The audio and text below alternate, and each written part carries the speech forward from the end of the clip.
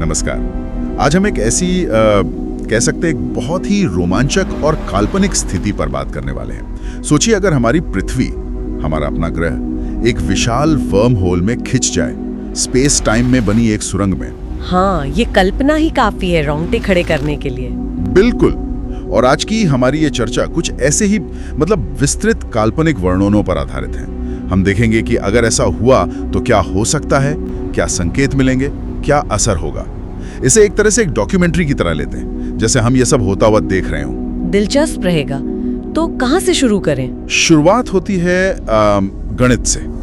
कोई धमाका नहीं, कुछ दिखता नहीं है। पहले दुनिया भर की वेधशालाएं, जो ऑब्जर्वेटरीज हैं, वो अचानक कुछ अजीब सी गुरुत्वाकर्षण तरंगे पकड़ती हैं। हाँ, और ये तरंगे इतनी शक्तिशाली होती हैं कि किसी जाने पहचाने स्रोत जैसे ब्लैक होल या न्यूट्रॉन स्टार के टकराने से वैसी नहीं हो सकती। तो ये पहला संकेत है कि कुछ बहुत बड़ा, बहुत अजीब हो रहा है। बिल्कुल। ये आंकड़े इशारा करते हैं कि कोई बहुत विशाल चीज स्पेस टाइम को मोड़ रही है, लेकिन उसे कुचल नहीं रही जैसे ब्लैक होल करता है। ये संरचना स्थिर लगती है। और यहीं से वर्म होल का आइडिया आता है, Einstein Rosen bridge. Exactly, Einstein Rosen bridge मतलब स्पेस टाइम में एक शॉर्टकट या सुरंग की संभावना। ये पहला बहुत ही सैद्धांतिक संकेत था। अच्छा, और इसके बाद फिर हमें कुछ दिखाई देता है? हाँ, कुछ समय बाद सैटेलाइट तस्वीरों में हमारे चांद के पीछे स्पेस में एक अजीब सी विकृति दिखने लगती है। विकृति? कैसी विकृति? जैसे आप पानी में लहरें देखते हैं या गर्म हवा में चीजें हिलती हुई दिखती हैं, वैसी ही दूर के तारों से आने वाली रोशनी उसके पास से गुजरते हुए मुड़ जाती है। ओह, तो जैसे कोई लेंस हो स्पेस में। हाँ, कुछ वैसा ही। शुरुआत में तो वैज्ञानिक सोचते हैं कि शायद ये कोई ऑप्टिकल इल्यूजन है या शायद टेलीस्कोप में गड़बड़ी है। लेकिन ये भ्रम नहीं था। नहीं, जल्दी ही इसके असली भौतिक असर दिखने लगते हैं। पृथ्वी पर जो समुद्र में ज्वार भाटा आता है वो अजीब तरह से बदलने लगता है। मतलब चांद या सूरज के असर से अलग? हाँ बिल्कुल, अप्रत्याशित। और फिर हमारे जीपीएस सिस्टम गड़बड़ाने लगते हैं। जीपीएस? वो कैसे? सैटेलाइट्स अपने तय रास्ते से सेकंड के छोटे से अंतर से भटकने लगते हैं। ये दिखाता है कि सिर्फ स्पेस ही नहीं बल्कि समय भी प्रभावित हो रहा है। समय कैसे प्रभावित हो सकता है? टाइम डायलेशन, गुरुत्वाकर्षण समय की गति को बदल सकता है। इस केस में वर्म होल का गुरुत्वाकर्षण इतना ताकतवर है कि वो पृथ्वी पर समय को खींच रहा है। तो मतलब पृथ्वी के एक हिस्से में घड़ी धीमी चलेगी और दूसरे में तेज? हाँ बिल्कुल, सूक्ष्म अंतर होगा पर मापने लायक। और कुछ ही हफ्तों में ये असर तेजी से बढ़ता है। इससे तो सब गड़बड़ हो जाएगा। दिन रात का चक्र बाधित हो जाता है। दिन लंबे या छोटे महसूस होने लगते हैं, रातें अजीब टुकड़ों में आती हैं। और जानवरों पर क्या असर होता होगा? उनका दिशा ज्ञान खत्म। प्रवासी पक्षी जो मैग्नेटिक फील्ड के सहारे उड़ते हैं वो रास्ता भटक जाते हैं। कुछ तो अचानक ऊपरी वायुमंडल में गायब ही हो जाते हैं। ओह, ये तो बहुत डरावना है। और एक और अजीब नजारा दिखता है, ऑरोरा बोरियलिस। वो रंगीन रोशनी जो ध्रुवों पर दिखती है। हाँ, ध्रुवीय ज्योति। वो खून जैसी लाल धारियों के रूप में भूमध्य रेखा इक्वेटर के पास दिखने लगती है। इक्वेटर पर क्यों? ये संकेत है कि पृथ्वी का मैग्नेटिक फील्ड, हमारी सुरक्षा कवच, वो इस वर्म होल के खिंचाव के कारण कमजोर हो रहा है या मुड़ रहा है। तो मतलब वर्म होल सिर्फ खींच ही नहीं रहा बल्कि पृथ्वी के सिस्टम्स को तबाह भी कर रहा है। हाँ, और आसमान वो धीरे धीरे एक विशाल कीप, एक फनल जैसा दिखने लगता है। और हमारा चांद, उसका क्या होता है? चांद वो भी इस खिंचाव से बच नहीं पाता। वो धीरे धीरे एक सर्पिल रास्ते पर वर्म होल की ओर बढ़ने लगता है। उसकी सतह टूटने लगती है गुरुत्वाकर्षण के तनाव से, और उसकी धूल एक चमकती हुई पूंछ बनाकर वर्म होल में गिरने लगती है। ये तो प्रलय जैसा है। बिल्कुल। और जैसे जैसे पृथ्वी और करीब जाती है, भौतिकी के नियम जवाब देने लगते हैं। मतलब? गुरुत्वाकर्षण कभी बहुत ज्यादा, कभी कम, रंग अजीब तरह से बदलते हैं। पहाड़ ऐसे कांपते हैं जैसे ध्वनि तरंगे हों। पहाड़ कांपते हैं? हाँ, और भूमध्य रेखा के पास खड़े लोगों को क्षितिज मतलब हॉराइजन ऊपर की ओर मुड़ता हुआ दिखाई देता है, जैसे ग्रह खुद में ही सिमट रहा हो। ये कल्पना करना भी मुश्किल है। स्पेस में जो सैटेलाइट्स हैं उनसे अजीब सिग्नल आते हैं। कुछ लगते हैं जैसे भविष्य से आ रहे हों, कुछ अतीत से। समय पूरी तरह से उलझ गया है। कारण और प्रभाव का नियम ही टूट गया। ऐसा ही लगता है। और धीरे धीरे पृथ्वी पर संपर्क के सारे साधन, रेडियो, इंटरनेट, सब खामोश हो जाते हैं। बस एक आवाज बजती है। हाँ, वर्म होल के केंद्र से आती हुई एक गहरी, धीमी गूंज, एक कंपन जो लगभग जीवित लगती है। और फिर वो क्षण आता है, पृथ्वी वर्म होल की घटना सीमा, इवेंट बाउंड्री को पार कर जाती है। वो पॉइंट जिसके बाद वापसी नामुमकिन है। क्या होता है उस वक्त? वायुमंडल ग्रह से उखड़ने लगता है, जैसे प्रकाश की रंगीन पट्टियां हों जो अनंत में खिंचती जा रही हों। पृथ्वी की कक्षा ढह जाती है, ग्रह एक तरफ झुक जाता है और फिर सब कुछ, हर पहाड़, हर महासागर, हर जीव, सब वर्म होल के फैलते हुए मुंह की तरफ खिंच जाता है। स्पेस का क्या होता है? स्पेस खुद मुड़ जाता है, विकृत हो जाता है, आकाश फट जाता है। ऐसे रंग दिखते हैं जो इंसानी आंख ने कभी नहीं देखे। पहाड़ पिघलते हुए प्रतिबिंबों की तरह ऊपर उठते हैं, महासागर हवा में उठ जाते हैं क्योंकि गुरुत्वाकर्षण की कोई एक दिशा ही नहीं रहती। तारे प्रकाश की सुरंगों जैसे दिखने लगते हैं। ये तो वास्तविकता का पूरी तरह से बिखर जाना है। बिल्कुल, हर पल दोहराता है, ढहता है, खुद में मुड़ जाता है। जो लोग सतह पर हैं वो समय के टूटने का अनुभव करते हैं। कोई भविष्य देख रहा है, कोई अतीत जी रहा है। और बाहर से देखने वाले के लिए, अगर कोई देख रहा हो तो उसके लिए पृथ्वी बस गायब हो जाती है, एक पल में, जैसे कभी थी ही नहीं। हमारे सौर मंडल से उसका नामो निशान मिट जाता है। अविश्वसनीय। और वर्म होल के अंदर अगर पृथ्वी किसी तरह बच जाती है तो अंदर कैसा होगा?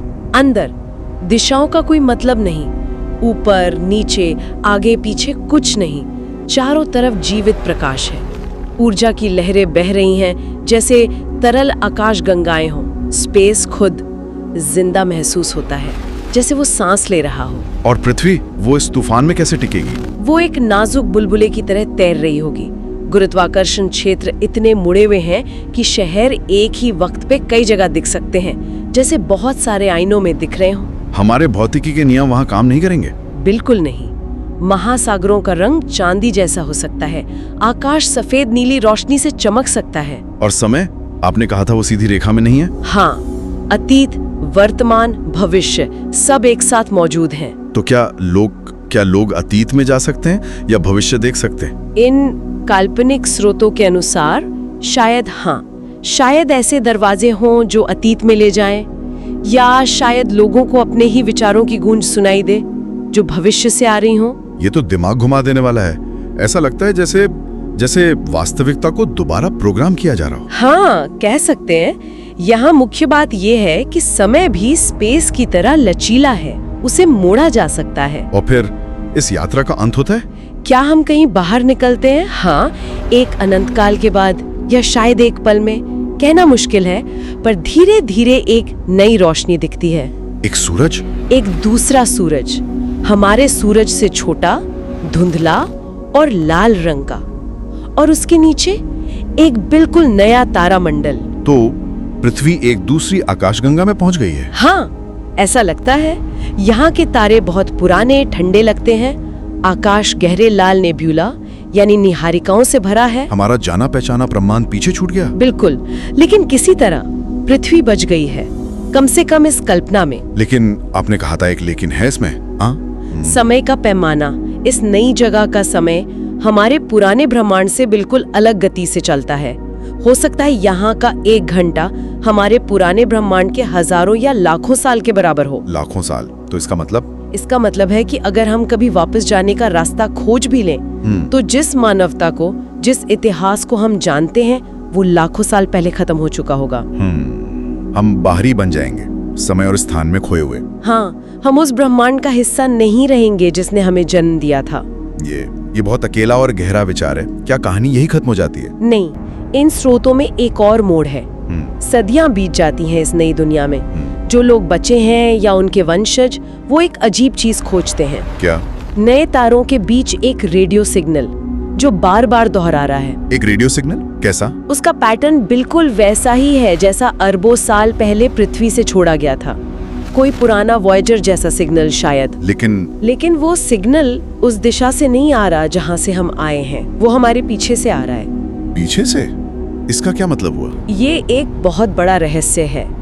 एक संभावना ये है कि हम पहले नहीं हैं, शायद कोई और पृथ्वी किसी और समय से या किसी समानांतर ब्रह्मांड से वो भी इसी तरह एक वर्म होल में गिरी थी और उसका सिग्नल हम तक पहुंच रहा है। तो हम ब्रह्मांडों की एक अंतहीन कड़ी का हिस्सा हो सकते हैं, एक के अंदर एक। हाँ, जैसे एक लौकिक रूसी गुड़िया, वर्म होल के जरिए जुड़े हुए ब्रह्मांड जो एक दूसरे को निगल रहे हैं और नई वास्तविकताएं बना रहे हैं। और वो दूसरा सिद्धांत था पर्यवेक्षक विरोधाभास, वो क्या है? Observer paradox.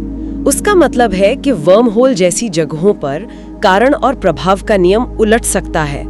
मतलब जो बाद में होना है वो पहले हो सकता है, या जिसे हम अपना अतीत समझ रहे हैं वो किसी और का भविष्य हो सकता है। समय का तीर सीधा नहीं चलता। हाँ, वो मुड़ सकता है, लूप बना सकता है। तो सवाल उठता है, क्या वर्म होल ने पृथ्वी को खींचा था या पृथ्वी खुद ही किसी तरह वास्तविकता का एक द्वार बन गई? ये तो वास्तविकता की नींव पर ही सवाल उठाता है। बिल्कुल। तो फिर ये सारे वर्म होल्स अगर ये अलग अलग ब्रह्मांडों को जोड़ते हैं तो क्या कोई एक मूल स्रोत है, कोई सेंट्रल यूनिवर्स? ये एक बड़ा सवाल है। या शायद ये वर्म होल कोई दुर्घटना नहीं है, शायद ये ब्रह्मांडी विकास का हिस्सा है। विकास का हिस्सा कैसे? शायद ये ब्रह्मांड का तरीका है यात्रा करने का, सीखने का, खुद को दोहराने का।